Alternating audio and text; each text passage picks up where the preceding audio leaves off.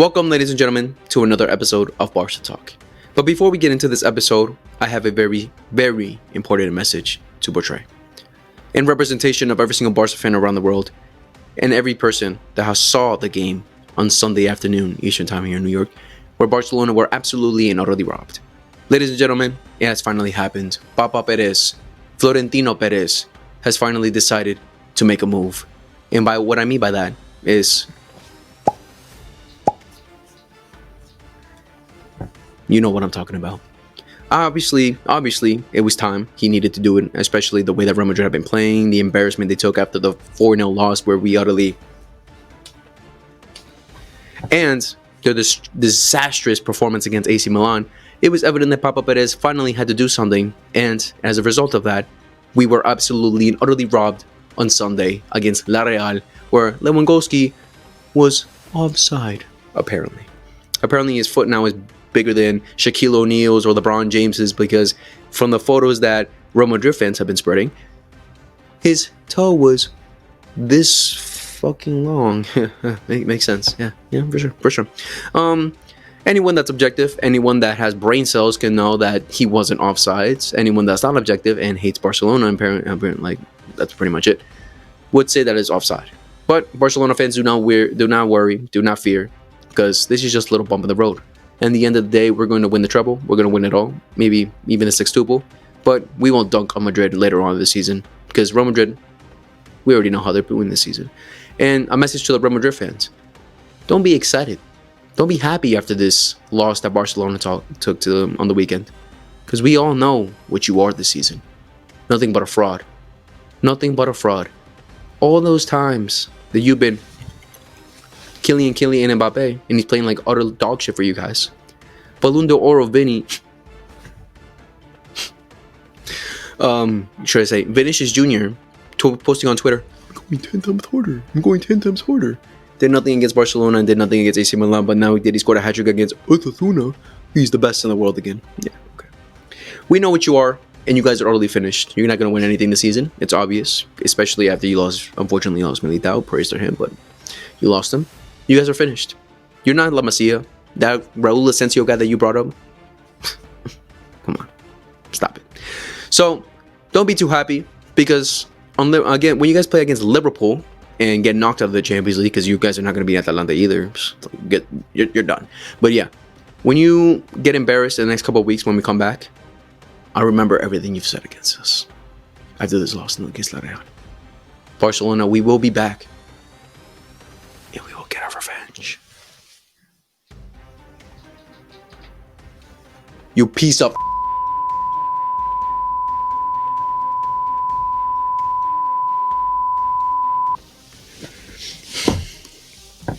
Enjoy the episode. What is up, guys? Welcome back to another episode of Barca Talk. It has been a while. It has honestly been a while. Last time I posted a Barca Talk, or we posted a Barca Talk, was the one we did with Leah, and the one before that where we talked about the Real Madrid game where we destroyed them 4-0, and the Champions League match that we beat Bayern Munich in. So it has been a while. It's been a while. I wanted to wait to drop this video for this week just because it's international break. There's not going to be any club games. There's not going to be, in general, no club games for another 2 weeks until international break is over. And honestly, fuck international break. I hate it, but we have to deal with it. Nothing we can do. So, so I wanted to drop it just for this week so you guys can, get some content in for this week, because there's not going to be much unless you are really indulged and focused in the international break, which I really don't care, especially since I'm Peruvian and we suck dick. So let's get right into it. I'm doing this solo today. Unfortunately, my friends couldn't make it. Hopefully they make it for the next one. But yeah, let's do this. Let's do this, honestly. But before we start, make sure to like, subscribe, hit the notification bell for anytime we post. We have some videos prepared for you guys for during this international break. I got a lot of ideas I want to post, and yeah, they got a lot of content.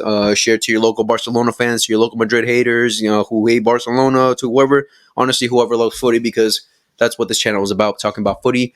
And yeah, let's get right into it. So in this video, we're going to talk about the past three games that happened in the past week, where Barcelona played against Espanyol, They played against Red Star Belgrade in the Champions League, and the game that happened on Sunday or yesterday, from the time of recording this, where Barcelona lost to La Real.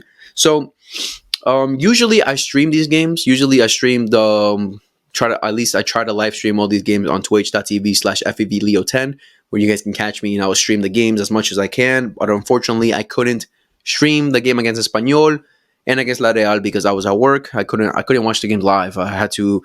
Well, I rewatched the La Real game. I couldn't rewatch the Espanyol game because I was gassed. But I watched the highlights, but it's not it's much I watched the first half actually, but the second half I didn't. But so it's not the same thing as watching like highlights and everything as actually watching the full game. But I'll give my kind of opinions on that, but I can give more in-depth opinions about the Champions League game and the game that happened on Sunday compared to the game against Espanyol. But that was a win, so not really much to talk about that game. But yeah, so yeah, unfortunately, I couldn't watch them live. I couldn't stream them because of work, and hopefully for the next couple games, because I will for sure stream Champions League games. Like those are non-negotiable for me. I will 100% stream those games, and also try to do the like other games for like hey watch Real Madrid or other teams. But for Barcelona, 100% Champions League games for sure. I'll stream those games.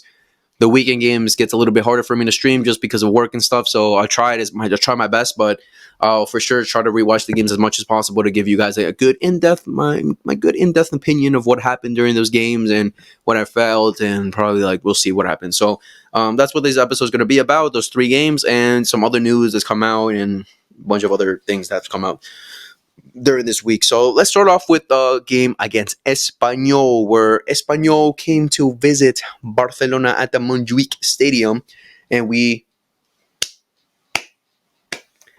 3-1. 3-1. 2 goals from Dani Olmo and 1 goal from Rafinha. And from there end, some guy that I don't know. I don't remember. But yeah. Like I said, I really watched mostly the first half. The second half I couldn't watch. But complete domination, right? Obviously that was the game after a week of not playing, because the week before that was again one of the best weeks for as a Barcelona fan, destroying two of our biggest rivals, one in Europe and one just in general our biggest rival with Bayern Real Madrid. So after coming back from such an amazing week, the expectation was high. The everything was high for us, like as Barca fans. We were excited. We were happy. We were enjoying the way we were playing, destroying teams, and we were expecting this also for this game against Espanyol, because this is also a derby. So as much as we're in good form, we're playing good football, scoring a bunch of goals, Espanyol is going to want to come in to try to spoil the party, because it's a derby. So they're going to try their hardest even more to try to beat us, because it's an important game, not only for them to get the 3 points, but for their fans to try and enjoy a victory over Barcelona. And especially since Espanyol haven't been doing great this season, from what I remember. I'm pretty sure, if I'm not mistaken, they're fighting relegation, if I'm not mistaken, because from when I checked before, they weren't. Yeah, they're in relegation battle right now. They're with 10 points. I mean, 2 points behind from not being in relegation, but still they're having a very poor season. 8 losses, 3 wins. It's not great. It's not looking great for them so far this season. So obviously they wanted to come in to try to spoil the party for Barcelona and get the 3 points that they desperately needed. Especially when I saw on Twitter the manager saying, "We have a plan. We have a plan for them to beat them." Who else said that? Who else said that? Yeah, Ancelotti said that too, and they lost. So yeah, yeah. I mean, obviously the game plan from anyone that's been watching Barca this season is try to make runs, try to make runs, try to make runs. When I heard Ancelotti said that, and then I'm like, okay, let's see what he got prepped up for us. He did the exact thing that Bayern were trying to do: run through us, run through us, run through us. With those over like trying to do over the tops and everything, try to run through us, and it didn't work. It didn't work because Barcelona's line has been perfecto. So they couldn't do it. Espanyol tried it, and again, they failed. They got 2 offside goals, if I'm not mistaken, if I remember right. Especially in the first half, I remember they got 1 offside goal. And honestly, that first half was a complete and utter domination from us. Dani Olmo, Lamine Yamal, spectacular game, doing great goals. That pass, Lamine, that pass Lamine made to Dani Olmo with that Trovella pass, like it just shows how good this kid is and how intelligent he is and how creative he is, like, and just world class, honestly. Because look at that pass, that gap he found, and just seeing Dani Olmo making that run, and Dani Olmo trusting Lamine so much to know that you are him. I'm gonna make this run, and I'm gonna fucking and you. I know you're gonna see me, and he saw him perfectly weighted pass, and a beautiful finish from him, which was satisfying too because he hit the crossbar down. Boom. Oh my God. So that was a beautiful goal. Rafinha gets a second goal from a beautiful pass from Casado, from near the halfway line, but a great pass from Casado, and Rafinha just chips it over, and a great finish, putting us 2-0. And the third goal from Dani Olmo from outside the box with a beautiful finish, 3-0 in 30 minutes. What else could you really ask for, honestly? What a perfect start and a perfect way to go into the second half. And that's something we've been seeing reoccurring so far for Barcelona this season. They go super hard in the first half, and then in the second half, they drop the level a little bit, which is understandable when you're winning 3-0, when you're winning 2-0, not really 2-0, but 3-0, 4-0, when you're winning with a high score already. It's understandable that the level is going to drop a bit, just because, what's it called? Just because, like, you don't want to, like, tire yourself out when you know you're completely dominating, you know you're winning and everything. So at that point, the objective is just to control the game as much as possible, try to defend good, and maybe get more goals. But yeah, that's exactly what happened. Like, the first half, we just completely not really just ended the game at that point, and there was not really much for us to, obviously we want to see more goals and stuff, but at that point we already had the game won. We were just all over Espanyol. They really couldn't break us too easily. I would say the standout for that game, from what I saw, honestly, for me was Lamine, for sure. Dani Olmo again. Dani Olmo is just that one guy I've been fiending to watch play for Barcelona to start the games, because after his, we all saw what he did in his first 3 games when he joined Barcelona. Amazing, scoring goals, the touch, the turns, everything was perfect with him. He got injured, and since coming back, I've been fiending just to see him play and start games, because he's a baller. Honestly, he's such a baller, beautiful player. So it was good to see him start that game after a while. I don't think he started before that. So I think it was his first start, if I'm not mistaken, since coming back from injury. So great from them. Great from Dani Olmo. Great from the team. Second half, again, I didn't watch it, but from what I've heard, we slowed down the pace a bit. Espanyol were they were getting more into the game. They got their goal back. I think they got an offside goal, and then they got their goal back. I saw that goal, and that's something that I've been seeing with the problem with Barcelona. Obviously, since we play a high line, the moment they do break us, the moment they do get through us in those rare occasions, the transition isn't good enough, like in terms of Inigo and Cobarsi making those runs back, because they're not the quickest. So it's going to be difficult for them. If it was like an Araujo, maybe, boom, he can fucking run back and get it. Like, it's like Tottenham. Like, Tottenham plays such a high line too, and they have Cuti Romero and Van de Ven, and Van de Ven makes up for those when they break them, because Van de Ven is fucking rapid. So our rapid player will be Araujo when he comes. Hopefully, it's still him. When he comes back, we don't know how he'll be after his injury, but still, Cubarsí and Inigo aren't the quickest. And I see, like, when they get through us, there's always that player that's also running to the right, like far, or to the left, whatever they're running for, trying to get into the box, and they always curl it into them, and they score those type of goals. That happened against La Real too. Was it La Real? I'm not bugging. No, it wasn't against La Real, but I think it was actually. But they almost scored. So I'd say Balde had fallen into that goal, because he was just jogging back. Honestly, he wasn't marking his player. He wasn't chasing him, and he just completely left him alone. And like, I just saw him jogging behind him. I'm like, what are you doing, bro? You have to be quick and defend him. And yeah, they got the goal back. But again, at that point, we were already dominating completely, and we won the game. So great 3 points, and coming back after a week of not playing, which was amazing from us.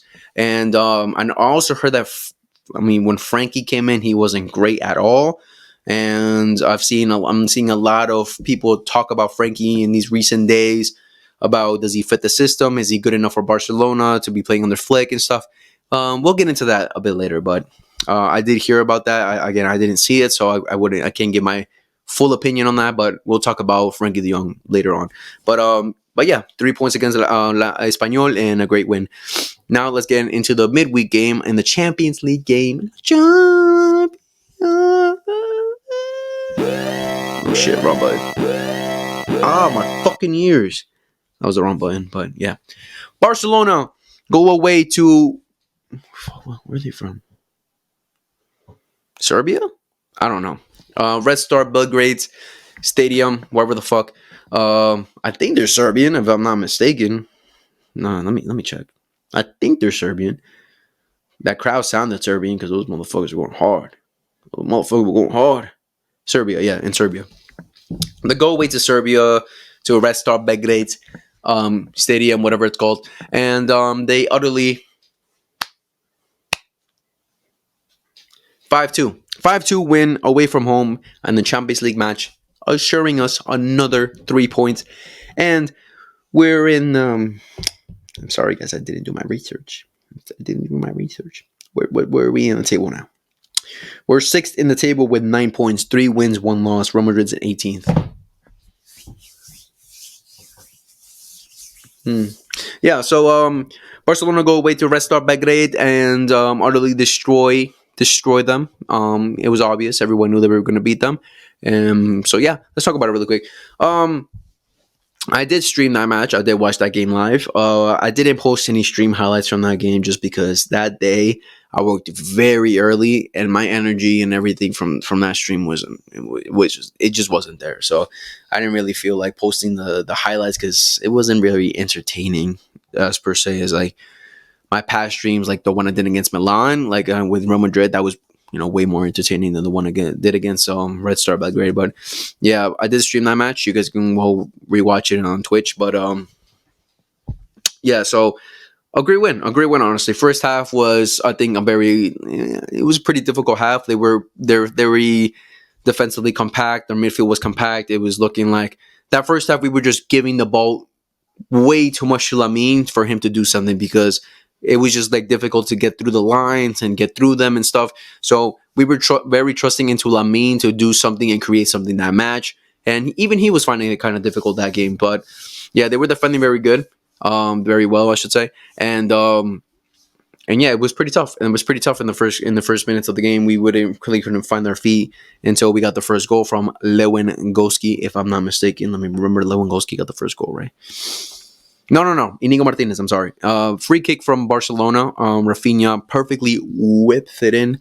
And Inigo, little header and perfect header too. And Golazo getting the first one. Breaking the lock with a great header in a 1-0 lead for Inigo Martinez. I think that's his second Champions League goal, if I'm not mistaken. Second goal of the club too. Amazing. Cool. Great to see, honestly. But yeah, he broke the lock from that. And then, if I'm mistaken, they get a goal back, which was offside, fortunately. And from there, we get another goal from Rafinha kicking it from the outside of the box, and then Lewandowski gets the rebound, and boom, just taps it in. All he really has to do is just tap it in. So, great first. Not amazing first half. It wasn't an amazing first half. We were struggling for sure. They were defensively again very compact and doing very well, but getting a good result in the first half is important, to give the players confidence and improve for the second half. Because what we see from Flick throughout the season is that he gives these guys a talk in the second half especially if we're losing or if we're not playing our best. He gives these guys a talk, and then boom, they come out balling most of the time. So, and that's what happened in the second half. Immediately, like that, just completely and utterly dominate them. And at that point, we just completely broke the lock and just destroy them, honestly. I think at that point, since they were losing, they were trying to take more risks. And since you take more risks, then, you have more chances to score and create opportunities, get through and everything. So it was great from us. The third goal was from... trying to remember from the top of my head, honestly. It was from Lewandowski with a great assist from Jules Conde, who runs through, makes a great pass to him, and all Lewa just has to do is just hit it in. And then the fourth goal from Rafinha, again, Jules Conde gets through, bitches the fuck out of a player from the other team, and then makes a beautiful pass to Rafinha, who from the edge of the box, and Rafinha just slots it in. Beautiful finish too. And then the fifth goal was from Fermin Lopez, where again, Rafinha, Jules Conde makes a beautiful assist to him again, getting a hat-trick of assists, awesome. And Fermin just, topped it in back, bottom left corner. And yeah, so I honestly can't really remember their goals. Fuck me, bro. Again, I have bad memory, but fuck it, who cares? It's just what matters is our performance and how we played. But yeah, great goals for sure. I think Jules Koundé for sure deserved the man of the match because of what he did that second half. And Casado for me was spectacular too. I think Inigo Martinez ended up getting the man of the match for that game. But yeah, a great game, a great result. Another 3 points to put us into the top spots for just qualifying straight to the next round. Hopefully, it continues like that because well, there's some like when it comes to the difficult matches that we have left.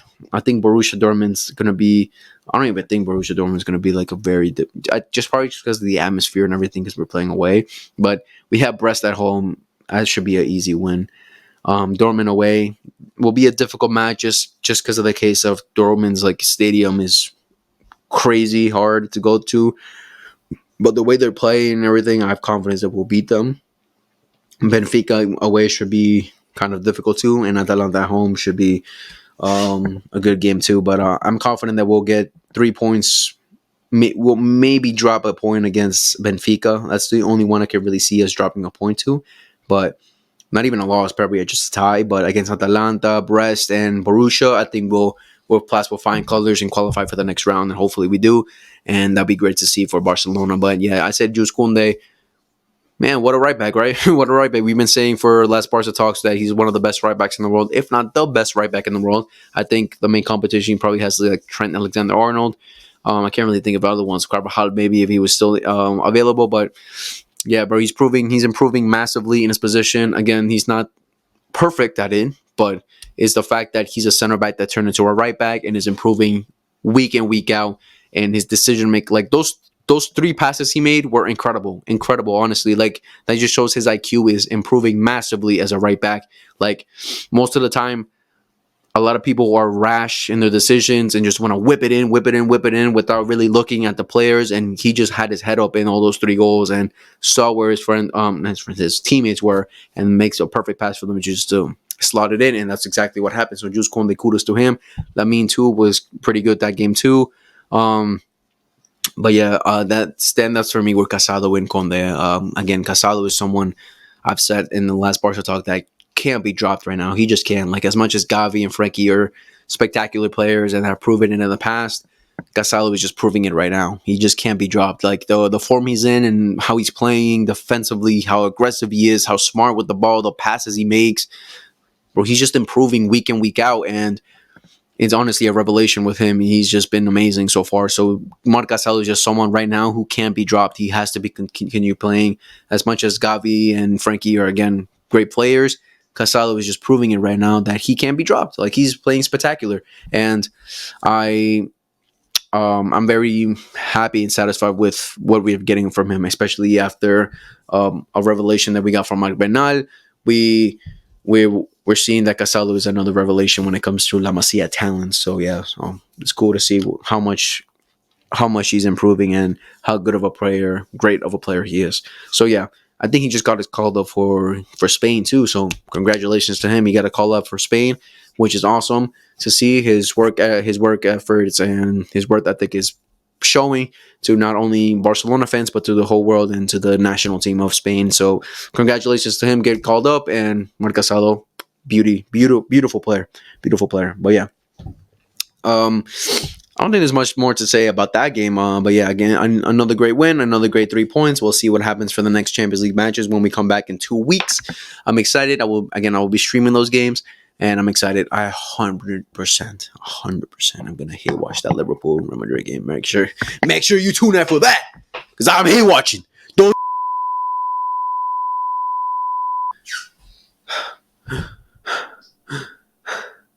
I'm still angry because, as you guys saw from the intro, but yeah,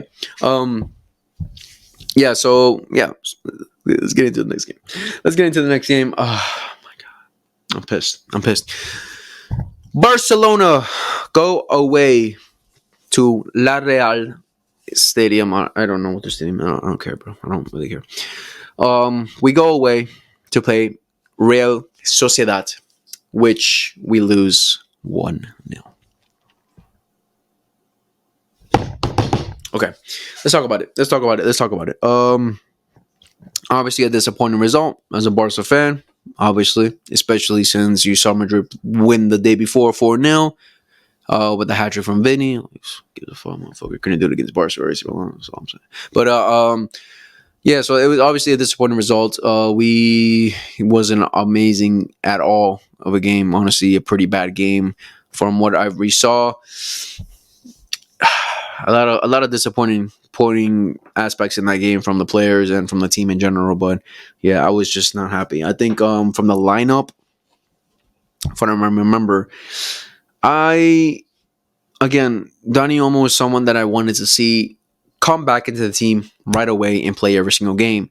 For him to not be starting every single game so far, it just shows me that maybe he's not fully fit yet, or Flick just has other ideas when he looks at the teams that he's playing and thinks that a player like Fermin Lopez would be good, would be better. But I think at this point, Dani Olmo has to be starting every game. Okay, like in retrospect, like he came in and wasn't amazing at all, but still from what I saw in the first half, the first 20 minutes of the game, we were completely all over them. We were completely, controlling the game, controlling the ball, playing very well, creating chances. That's when we get the first goal in like the 12th minute, and we were better than them in the first 20 minutes. And then after they took away our goal, and then again after like the 22nd minute mark, they came back into the game, and that's when everything changed. But the first 20 minutes for me, we were very good. We were playing very well. We were attacking very well. We were creating chances. We were making good runs. We were playing as a good cohesion as a team.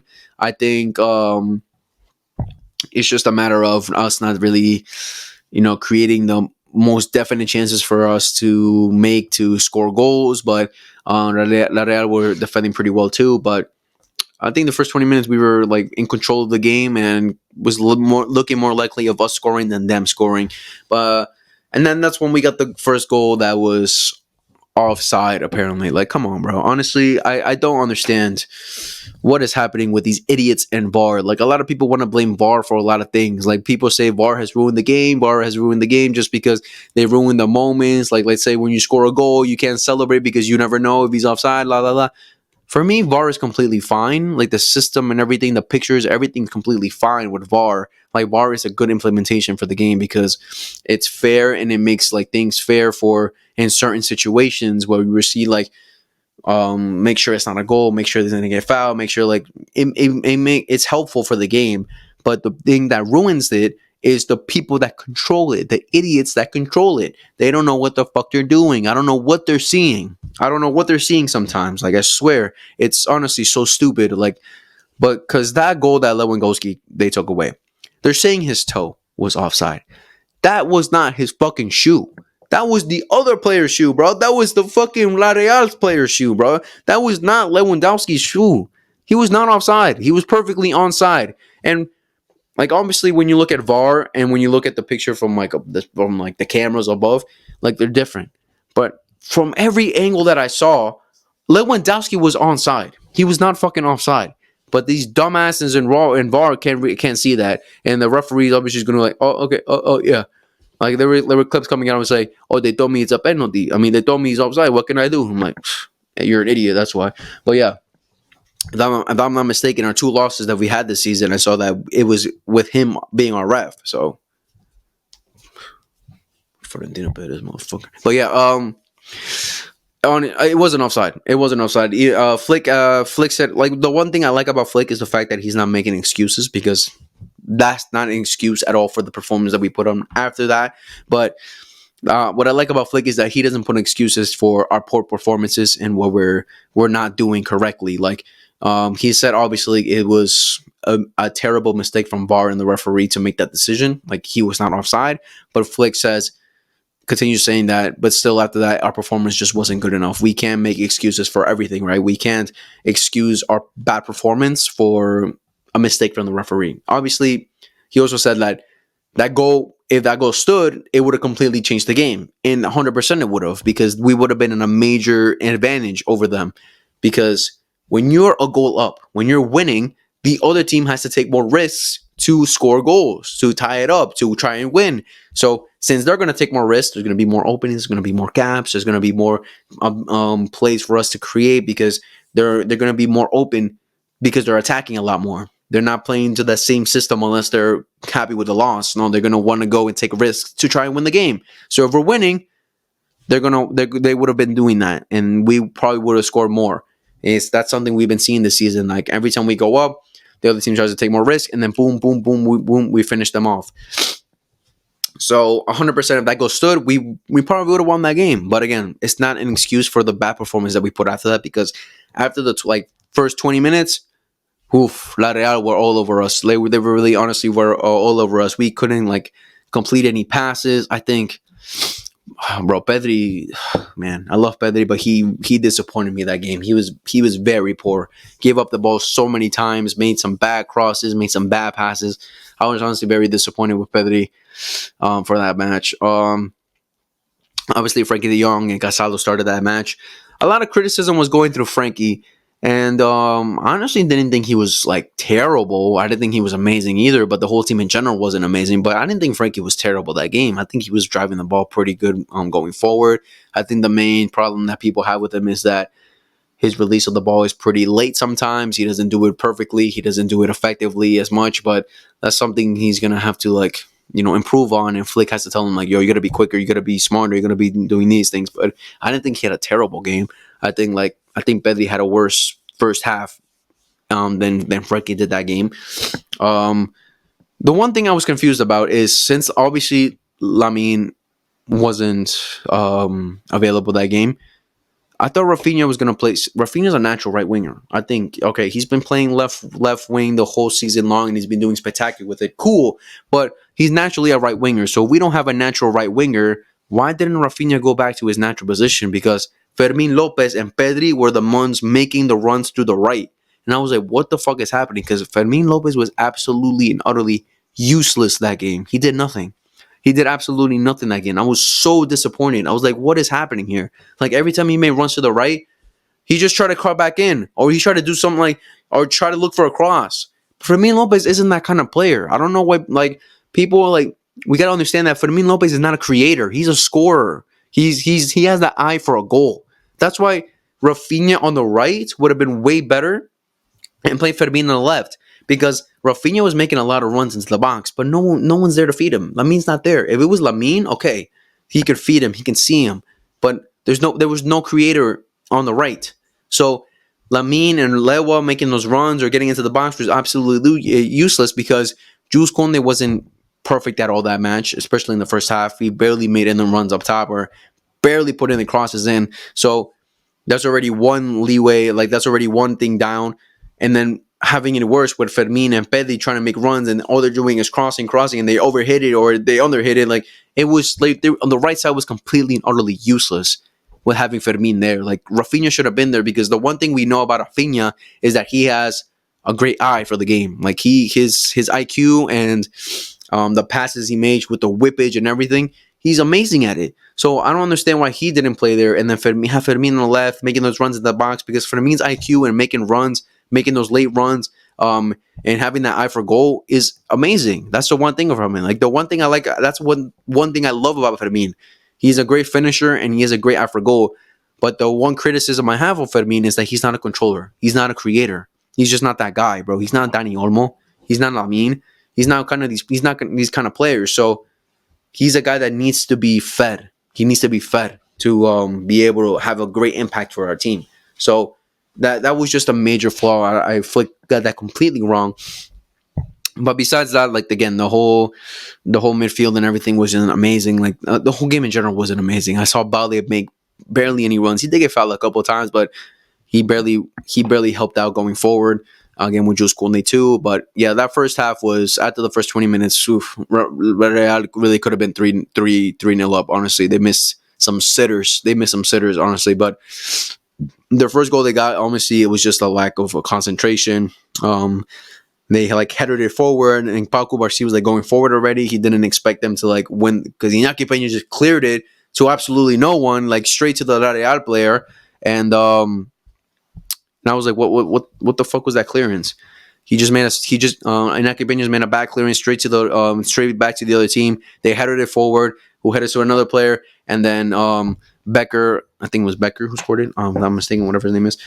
Gets through because Paco Barci was running forward. He didn't expect that pass to go past him, and Jules Koundé wasn't anywhere near him either. And then boom, just a great finish, honestly. But Real Sociedad could have been 3-0 up that first half for sure. Kubo was cooking on the right too. They started playing more as a team, playing more cohesion, and then we just couldn't do anything. But and then second half was a complete disaster. Complete disaster. La Real were way better than us. We created nothing. I can't remember a single clear chance that we created that match. I don't think we had even a shot on target that whole second half. I don't even know we had one. I don't think we had one all game, motherfucker. What the fuck? What the?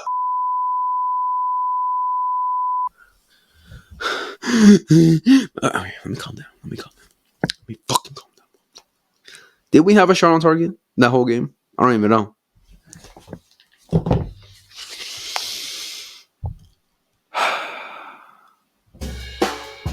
Wrong button. Wrong button. We didn't have a shot on target the whole game.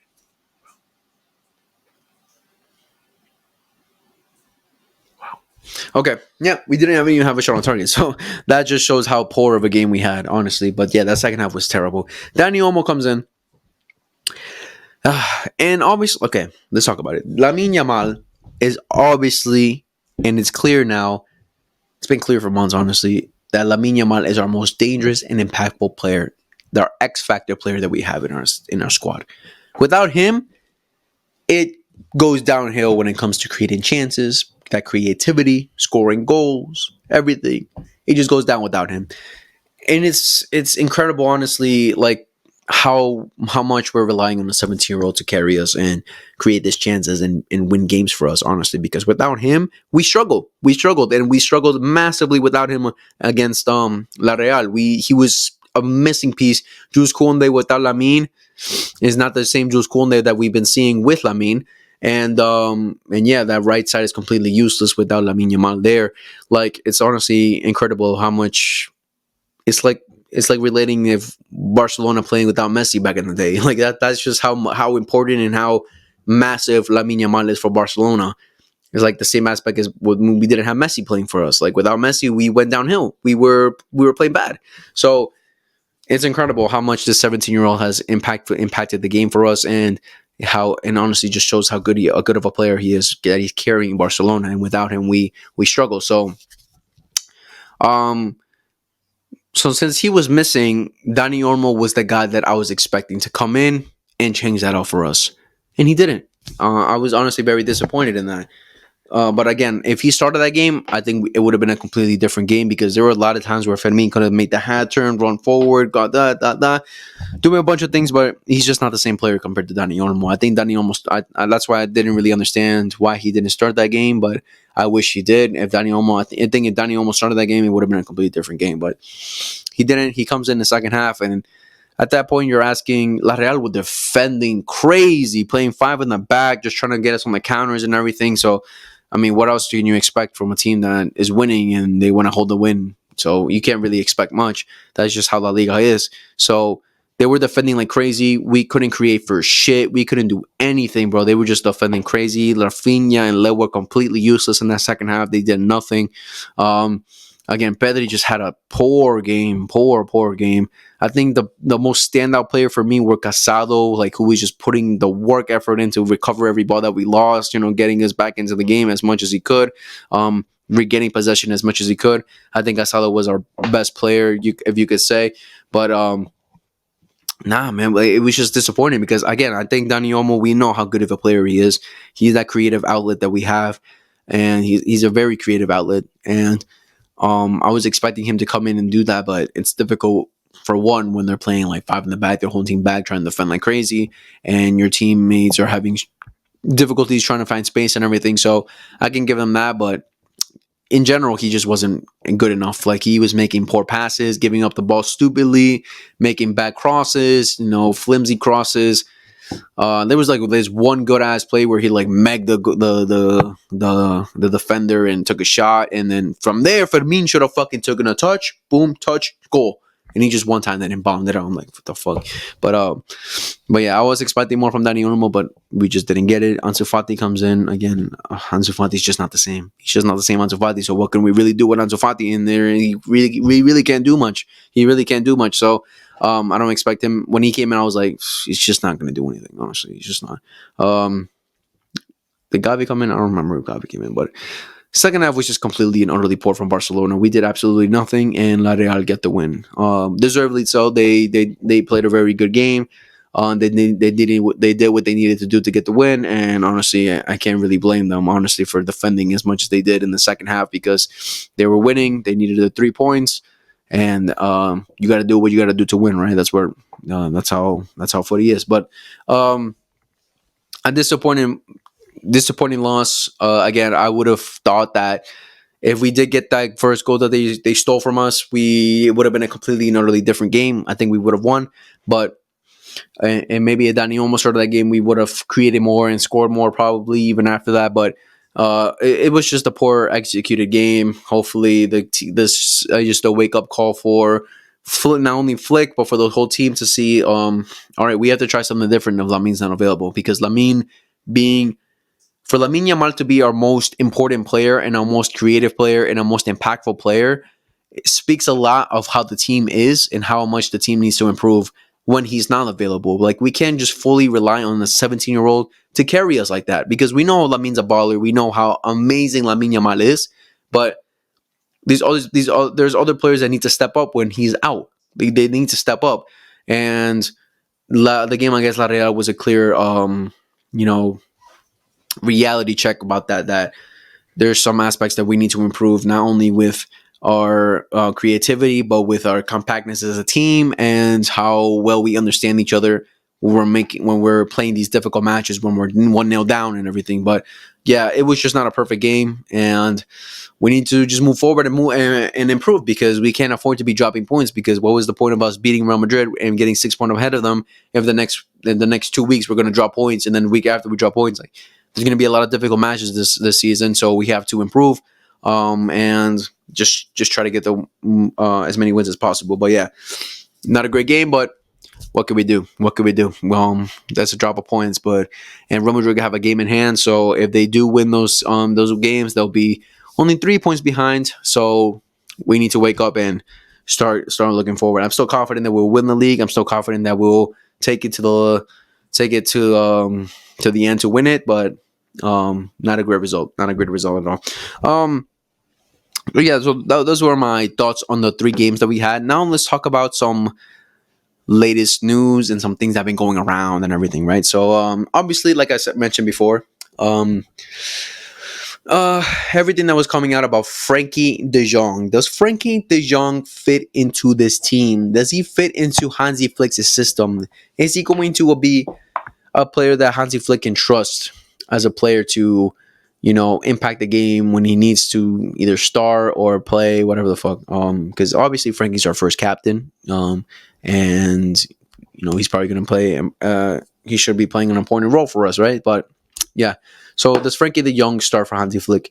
A lot of people are saying no. He's just not good enough, or he just isn't rash enough with his decision making. He's not quick enough, or whatever. I'm honestly saying there's nothing wrong with Frankie de Jong for this squad. I think he will fit for this team. I think he will. He won't be a problem when he comes in, when he needs to come in, or when he starts game.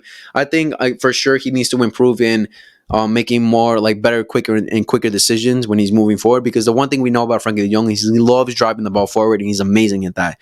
But he just has to be quicker in his final passes and everything. Because against La Real, he made some good passes. He made some good runs forward. It's just that there was other occasions that probably outstood more, that he could have done it quicker, or he could have drawn the ball quicker. But I think Frankie de Jong won't have a problem fitting into the system. I think it's obviously that he just come back from injury. He still needs to improve his physicality, because even that game against La Real, he got injured a couple times, he got hurt. But I think Flick will find something for him to fit him into the system, and perfectly fine, because him dropping deep, collecting the ball, going forward, he's amazing at that. He just has to be quicker with his creativity and making those final passes, because that's the one thing Pedri's very good at. So if he wants to start ahead of Pedri, because Casado, again, he can't be dropped, in my opinion, at least.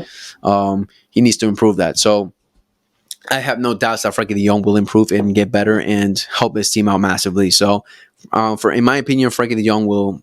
I don't think there's a problem with him. A lot of people are complaining about him, but no, I have no problem with Frankie. I think he'll do good. I think he'll do good. As much as Gavi will also do good. I think Gavi will also improve a lot more. But again, it's just the fact that Marc Gasol is just playing amazing so far this season. So it's difficult to drop him. Like, I don't think we should drop him. A player that's on form, we shouldn't really drop. But it's going to be difficult for these players to come in when other players are in form and playing better. So, but again, I have no problem of thinking that Frankie or Gavi can fit into these games and improve, because Casado improved massively from the first game that we saw him against Valencia, if I remember right. Yeah, against Valencia. From there, he's improved massively. So it's just a matter of adapting and, finding your place in the team and finding your your best attributes to help the team out. So I have no problem with them. When it comes to the likes of Araujo, when it comes to the likes of Christensen, I think those two players would probably have more difficulty trying to get to the flick system, just because since we play such a high line, we have to be very smart. You have to be very smart, very rash, have to make quick decisions, and obviously have to be quick to make those transition runs. And Araujo is perfect at making those transition runs. I think Christensen will be good too. It's just a matter of understanding the back line perfectly, because the goal. Oh wait, was it against Espanyol? No, it was against. What's it called? It was against Red Star, right? If I'm not mistaken. Hold on. It was the game that Martin started. It was the game again that Martin started. Again, I think it was against Belgrade. Yeah.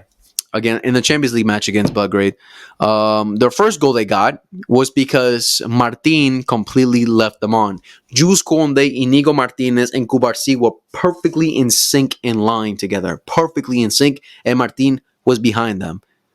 So it's about understanding them, and he kept them on. That's how he kept the other team on, and they got their first goal. So it's about understanding the team. It's about understanding the back line, having a good understanding with your teammates of when to push forward and everything. That's why I call Inigo Martinez el comandante. El comandante Inigo Martinez is perfect for this back line and someone that can be dropped, because he understands the back line perfectly. He understands the offside trap perfectly. He understands the high line perfectly, and he's the one that controls it. He tells Cubarsí, he tells Barley, look, guys, push forward, come back. He's the one that dictates the back line. That's why I call him El Comandante Inigo Martinez, because he's doing amazing at that. He's doing amazing. So to drop him from an Araujo or Cubarsí or Christensen is going to be difficult when you already have a guy that's perfectly understanding the system and perfectly understanding how the back line works and dictating it perfectly too. So it's going to be difficult for to drop him for the likes of Araujo and Christensen, who haven't played a game on their Hansi Flick. So it's going to be a matter of how much they're going to adapt and how much they're going to understand what the Flick's ideas for these matches. So I think they'll have it more difficult than a Frankie de Jong or a Gavi to get involved into this team and everything. So when it comes to the aspect, it's going to take a lot of work from Flick and the players themselves to improve and understand how the system works and how to play together as a unit, because playing such a high line means not only playing with your back four, but your whole team in general. So and the goalkeeper too, because we see Iñaki Peña likes to fucking come out to be a midfielder sometimes. I'm like, what the fuck, bro? So it's about having a whole understanding with your whole defense in general. So we'll see how much that happens. I think it's projected that Araujo will probably be back by the end of the month. Hopefully, that'd be awesome to see, because we for sure need some more rotations when it comes to the back line, because as much as Inigo and Cubarsí have been perfect so far, I think that we do need to give them rest because they're playing every single game. We don't want an unexpected injury or anything. So hopefully that happens. Hopefully they come back soon. I think Christensen was also projected to come back soon too. Cubarsí, what a warrior, bro. Those stitches that he got with that little mask that he put on, what a warrior, honestly. What a beast. His beautiful face got ruined with the cheeks. What the fuck?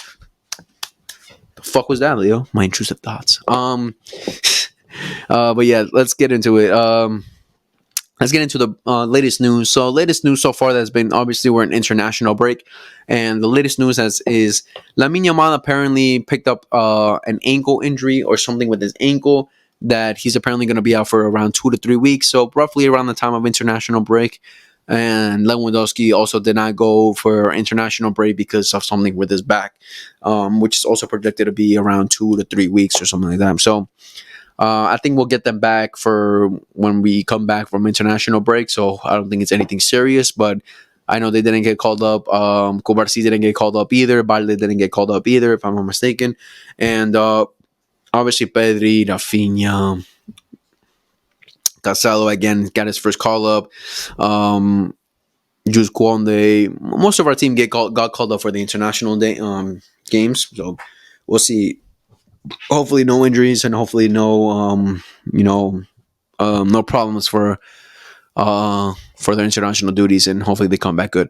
The main news that's been going around in the last past week for Barcelona is finally Barcelona have come with an agreement with Nike for a new contract, I think until 2038, if I'm not mistaken. So around, what, 13 years, 14 years, 14-year contract with Nike, which is pretty cool.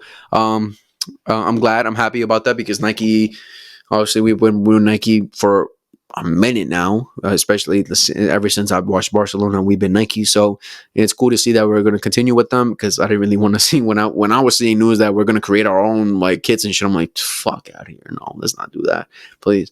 So I'm glad that they finally got to an agreement with Nike.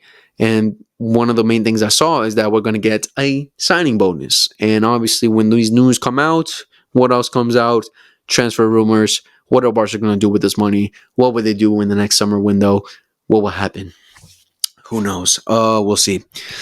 But yeah, when it comes to transfers, the signing bonus I think was around 158 million. That's what I saw. I'm not sure if it's completely utterly correct, but we'll see. When it comes to transfers, I think in January, when it comes to transfers, I think we'll probably have to make maybe one signing at least. Someone up top. We need rotations up top when it comes to like attackers, just because in general our rotations in attack aren't amazing, because we have Pau Victor, Ansu Fati, Ferran Torres. It's just not amazing rotations when it comes to like our defense or midfield. Even our defense too, like we need some rotations there. So, but I really couldn't tell you who we could get. I think some position we need to prioritize is a backup striker. Pau Victor is that guy, but yeah, again, he's just not been massively impressive so far since when he comes in. But will we make a signing? Probably not, just because we have a good rotation team right now and probably just want to save up for as much as we can in the summer. But we'll see, because we got Szczesny and he hasn't even played a minute yet, so who knows. But we'll see what happens in January. But the summer is a completely different story, because obviously, again, since the Nike rumors have come out, a lot of rumors to top players have come out, especially if we're getting a 158 million signing bonus. That's a lot of money to sign. Again, I don't understand how it really works from the financial situation of if we're going to get that money for us to sign immediately, or we're going to, that's going to be used for other aspects. I don't know. But let's just say we're going to use that money for transfers in the summer. We're going to have a good amount for the summer. Who are the guys that we could sign for next summer window, especially since the new Spotify cap? No, man, it's called the cap now. Fuck Spotify cap now. Cap now. Since obviously the new Spotify cap now. Oh, I just said it again. Mother. Since obviously the new cap now is going to be reopened after the renovations and everything that have happened throughout this past 2 years. One of the main things that John Laporte has in mind is to make a marquee signing for the unveiling of the new Camp Nou. And a lot of names have been thrown out there. Obviously, when it comes to what players we need, the main two positions that we need to really focus on is a striker and a left winger. Striker, again, Lewandowski's having a great season, a spectacular season. He's been rejuvenated. He's been revived under Hansi Flick. But again, he's 36 years old. He's aging. He's going to need a replacement sooner or later. I think max he has maybe 2 years max in the top level, 2 years max in Barcelona before he has to leave and retire or whatever. But yeah, at some point he's going to need to be replaced. Even maybe even next season he'll probably get replaced, but who knows? And obviously the left wing position, because we have no natural left winger besides Ansu Fati, and we know Ansu Fati is just he's just not there anymore. He's just not him anymore. He's just not that same guy that we seen at one point. So those are the two signings we need to prioritize in terms of positions. Obviously, there's other positions we need to focus on. Probably, I would say like a right back, a proper right back, because as much as I love Jules Conde and he's doing amazing, I would prefer him playing as a center back, and um, having a natural right back who's very intelligent and going forward and back is better than just having a center back there, because again, he's doing amazing, but I would rather have a proper right back who can rotate and rotate with Jules Conde in times and do a very good job compared as much as Jules Conde has been doing, because Hector Ford comes in. I like him. I like Hector Ford. He's still a very young player and can improve a lot, but Jules Conde right now is just showing that he's better than him at playing the right back. So, and obviously a left back, another one, because Martin, I do not fuck with Martin at all. I do not like Martin at all. So Balde is gonna need some rotations. A lot of rumors have been going on Alfonso Davies, that Hansi Flick wants Alfonso Davies to come to Barca. Would I take him? Because he's gonna be a free transfer, a free agent during next summer, because he's not signing any contracts so far with Bayern Munich. So would I take him? If it's on a free, it's tough. It's tough because Alfonso Davies hasn't been the same either. Since the A2, that's like the best Alfonso Davies that year that I've seen from him. Since then, he hasn't been the same. So I don't know. I don't know. Obviously, Flick likes him and knows him. He's the one that created that beast in 2018. I mean, in 2020. So he could probably get the best out of him again. But I love Balde too. And they're pretty a similar profile with speed and toughness and going forward and everything. Having IQ going forward. Defensively, not amazing, both of them, but I think Balde's a little bit better than Alfonso Davies defending wise, but going forward, they're both great. I mean, when it comes to, I really wouldn't mind getting him on a free, but I would rather see Balde improve with us than just completely getting rid of him. Like I don't want to get rid of Balde at all. So it's a tough one, but again, it's going to be up to the board and Hansi Flick when would he really want. So because Balde hasn't been terrible at all on the Flick, he's been very good. I think he's just he's still very young and he's to improve on some things in terms of decision making and final passes, but that's something that he could definitely improve throughout the next couple of years. So hopefully he does, and we'll see what happens with that position. But the left back is something we need for sure. And yeah, the other ones are goalkeepers, something that we've been seeing. I've been seeing rumors that we're probably getting a new goalkeeper soon, because that Deco's already looking in the market for a new goalkeeper. Some names have been thrown out there, but I can't really give my opinion on goalkeepers because I don't really know what top goalkeepers are out in the market for us to get. Like Diogo Costa's like the one I've been seeing from Porto, but again, I haven't seen much of him to like really say, yeah, we need him or something. But we'll see. But again, the striker position and the left wing position. The two main names that have been thrown around are Rafael Leao from AC Milan and Erling Haaland from Manchester City. Erling Haaland being considered the best striker in the world currently, if you would like to say, and Rafael Leao being one of the best left wingers in the world today. I would then definitely put him top five in the world, with Vinny, Mbappe. Probably be even top three. I really couldn't think of anyone else, honestly. So for sure him, because again, as much as Rafinha is playing left wing, I wouldn't really consider him a left winger. So Rafael Leao for sure would be even top three left wingers in the world right now. But so yeah, when it comes to that decision, because obviously we can't get both. It's impossible unless Barcelona want to make the same mistakes from the past and spend a bunch of bread on players that we obviously need. But spending that kind of amount of money and the wages and everything, it's going to be a tremendous amount of money. So we can't risk that kind of money without having obviously they're guaranteed players who are going to make an impact. But it's just stupid to spend that kind of money. But we're not going to get both. We're going to get one because, again, the amount we're going to have to pay because both of them are on the contract still, even till next summer. So we're gonna have to pay the club out and agent fees, their salary and everything is gonna be a tremendous amount of money for both for either player. So both is impossible. So we'll see. We have to see who we could get. And being completely honest, for myself, I would prefer we sign Rafael Leao instead of Erling Haaland, because Rafael Leao, or let's talk about Erling Haaland first. So Erling Haaland obviously is a top striker. He's one of the best strikers in the world. Breaking records, scoring a bunch of goals. He's an amazing finisher and everything. So there's no problem. There's no problem with the striker that he is in terms of being that proper striker, goal scorer, striker that you need. The problem I have with Erling Haaland is he's not a much of an X factor kind of player that you would need that can completely change the game for you when you need him to. We even seen it through City. I don't know if it's because of how City play or it's just how the player that he is. He's not no Zlatan. Zlatan is like that tall striker who could make a difference by himself without having, needing his teammates around him to help him. But Erling Haaland is one of those guys that relies heavily on his teammates to help him score goals, get fed and everything. So, and obviously he's going to be a top striker and he's going to score a bunch of goals. I can guarantee you that he could score a lot of goals for us. But I would prefer Rafael Leao because he is an X factor. He is an X factor kind of player that can change the game for you, create something out of nothing, win you games, score a bunch of goals, assist a bunch of times.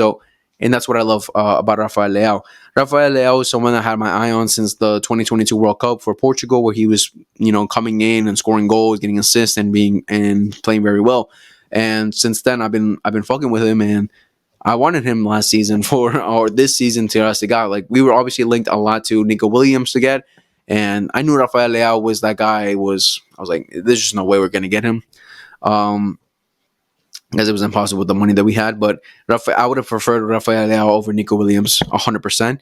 So there was a lot of... so Rafael Leao is someone that I really wanted because Lamine Yamal is our X factor on the right. We don't have one on the left. Again, a lot of people are saying, no, we have Rafinha. Again, Rafinha's having an amazing season. I love Rafinha. He's doing incredible. He's doing what he needs to do. He's showing that he loves the team. He loves the players. The players love him, his teammates, I should say.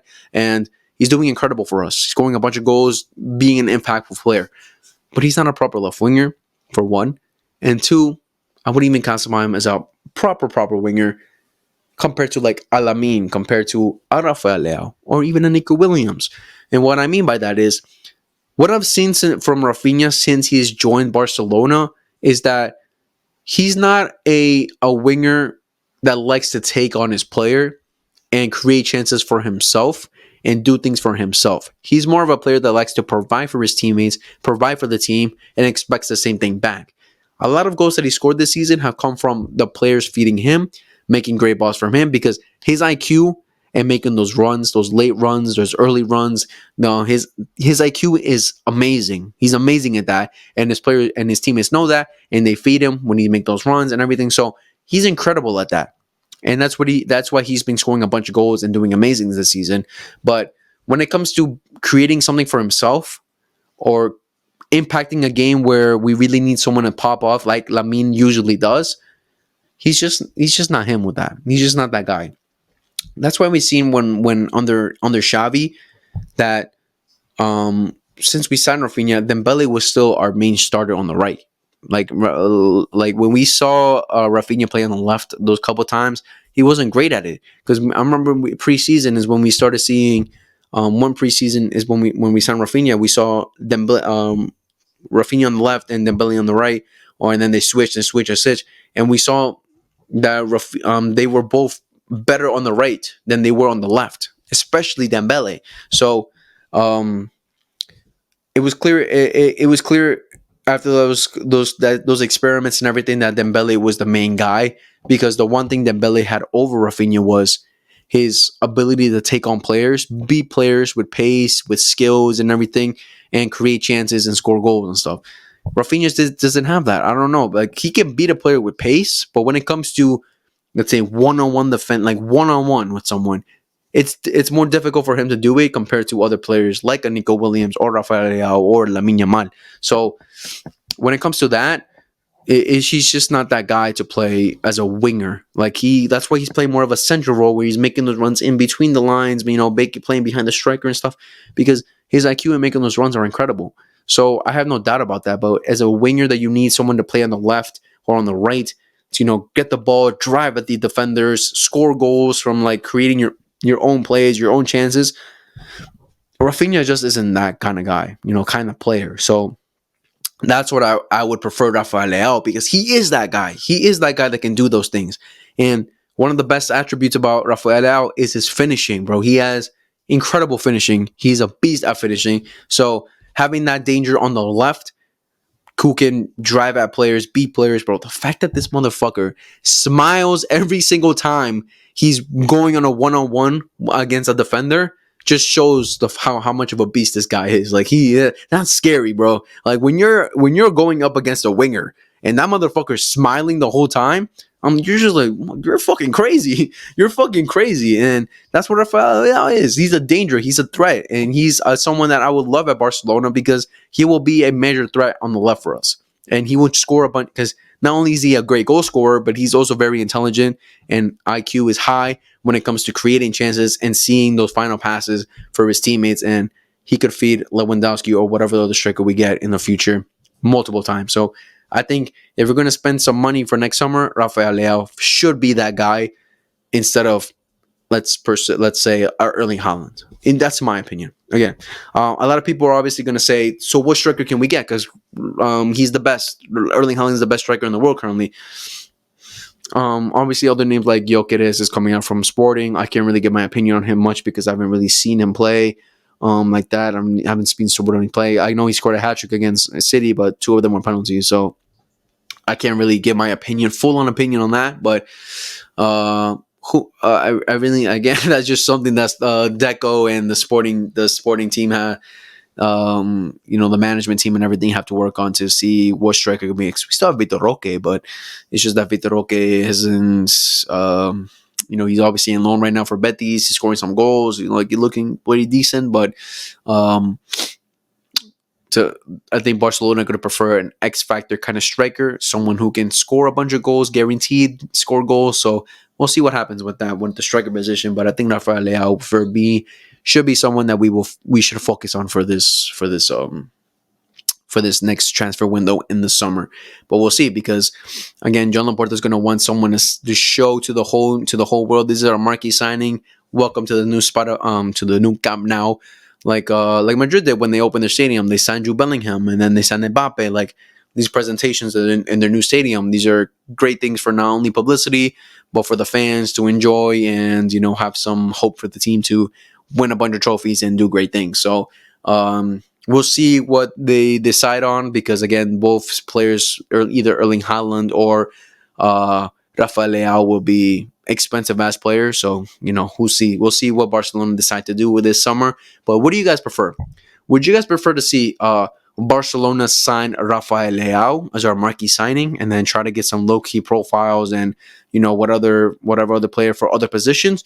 Or would you guys rather see, let's say, we sign Erling Haaland and then we spend any other cash that we have on Nico Williams? Because Nico Williams was obviously another player that Barcelona were heavily linked to in the summer. And he's a very talented young winger too, that we saw in the Euros completely knock it off the park. So we'll see. He's obviously a great, has a great talent and a great future ahead of him. So would you guys prefer a Rafael Leao marquee signing on the left, or let's say Erling Haaland up top, and then we spend some extra cash for Nico Williams, who will be a way cheaper option compared to Rafael Leao? Who would you guys prefer? For me, Leao, but we'll see what happens. Let's see. Let me try to remember. Like, if there are any other news. Lamine Yamal has his own boot. He has his own boot now. That should look fire. That should look sexy. So, any of you guys that play footy out there, getting ready to buy some new cleats for your team, whatever you play at, make sure to cop that shit, because that shit is sexy. I'll pop it up right here just for you to see. Yeah, that shit is nice. Trying to think of anything else. I saw that. Obviously, we saw the Copa Trophy. That most of the legends like Karim Benzema, Modric, and Lionel Messi voted for Lamine Yamal to be as their top pick for that. I saw a lot of Garnachos, and I'm like, the fuck, bro, the fuck do you guys? I mean, I can understand Messi just because like they're Argentinian, but the other guys, I'm like, the fuck. I think R9 was the only guy that didn't have. I mean, in the first place, like you obviously don't know ball. I'm like, the fuck is R9? We're having a collaboration with Kobe Bryant's brand, which is pretty cool. That's another cool thing about the Nike signing is that we'll probably see a lot of these things in the future. Like one thing, I can heavily, as much as I fucking dislike PSG, one of the things I can give them kudos on is the brand, like their style of clothing and their kits that they drop are fire.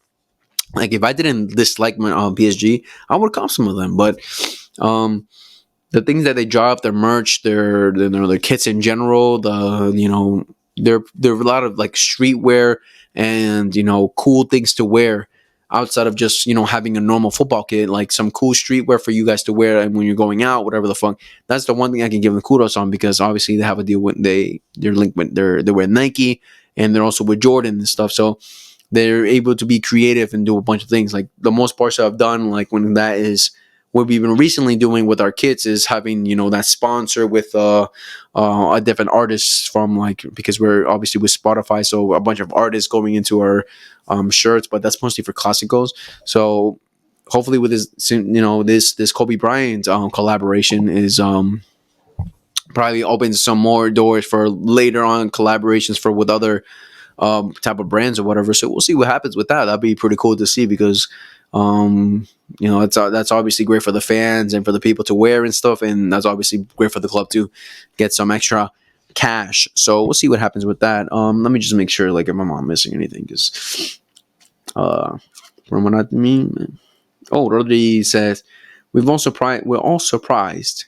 We have all been surprised by the level of Barcelona for the number of players they have in the Spanish national team. I'm glad. Yeah, Madrid, you hear that? Produce your own players, motherfuckers. Barca has surprised us. It's not only about how they are playing now, but their future level too. They look like a team which is growing also. They have a new coach who has given them a change in landscape, like how one would like to see them play. So Rodri obviously knows ball, and he knows that Barcelona are the best team in the world currently. So yeah. I think that's pretty much it. Honestly, can't really think of anything else. Like, wow, look, I'm looking at pictures right now from like, apparently he's offside. Yeah. Okay. Yeah, he was offside. He was sure offside. Yeah, whatever. I think that will do for this episode. Really can't think of anything else to say, but yeah, we'll be back in 2 weeks for when the Barca games start to come up again for the Champions League and La Ligue. Again, don't be worried, don't worry, don't fear. There will be some content coming out during this international break for you guys to enjoy and watch it back. Watch us talk football and everything. So don't worry about that. But I'm excited. I'm excited for this next couple games, the next couple weeks for Barcelona. A lot of big games, especially Liverpool versus Real Madrid. Real Madrid are gonna get spanked, but yeah, it's gonna be hilarious to see. So yeah, thank you guys for watching. I really appreciate you guys. Much love. Again, sorry for the lack of content. I haven't been posting a lot recently, but I will 100% get back into it. Again, these next 2 weeks we'll have some content out for you guys. And again, much appreciated for everything. Make sure to like, subscribe, favorite, hit the notification bell so you guys can know when we upload the next fucking videos that are coming out in this channel. I'll have all my socials linked in the description, especially my Twitch because I'm gonna go live. I might most likely gonna stream some foot champs for this weekend because I don't have work in the morning, so I can do that shit finally because I've been cooking up in the fucking in FIFA kind of. You guys can watch me rage and shit there too. So make sure to hit my socials down link below. Make sure to share to your local Barcelona fans, your local Madrid fans who hate Barcelona, want to talk shit with me in the comments. What's up, motherfuckers? Let's fucking go. So yeah. In the description, I'm also gonna put a question of the video. I've been doing that recently with a couple videos where I asked a question for you guys, and you guys,